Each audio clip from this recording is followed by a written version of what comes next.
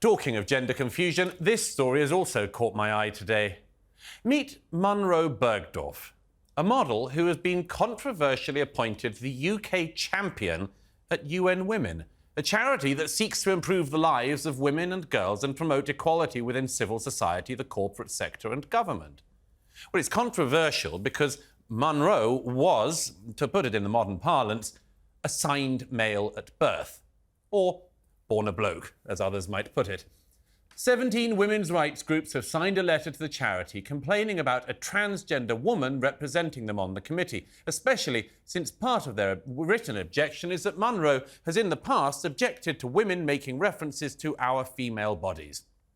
Although Munroe did once set up a nightclub called the Pussy Palace. So empowering, don't you think? It was Groucho Marx who said, "I don't want to belong to a club that would have me as a member." Well, I'm not sure any woman should want to belong to a group that would have Munroe Bergdorf as their champion.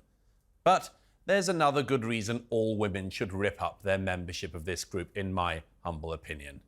Take a look at their reaction to the revelations of sexual violence by Hamas in October.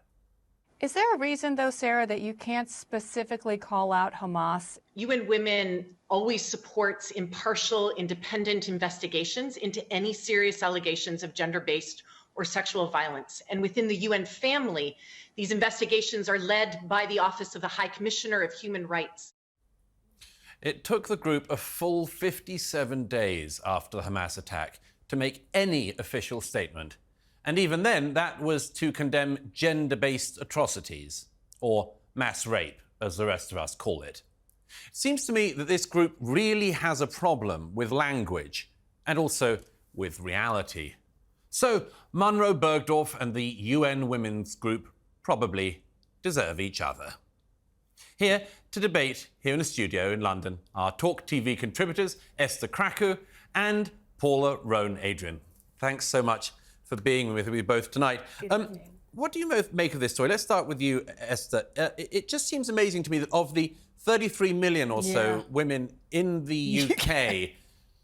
a biological male is their choice. That's quite an interesting... You know, I always think, what would happen if we ignored people that are trying to force their reality onto us? Because I don't believe we have an obligation to validate falsehoods and delusions. Certainly the law doesn't, public policy doesn't, and I don't think individuals in a country that lives with, as we say, we have free speech, I don't think we have to either.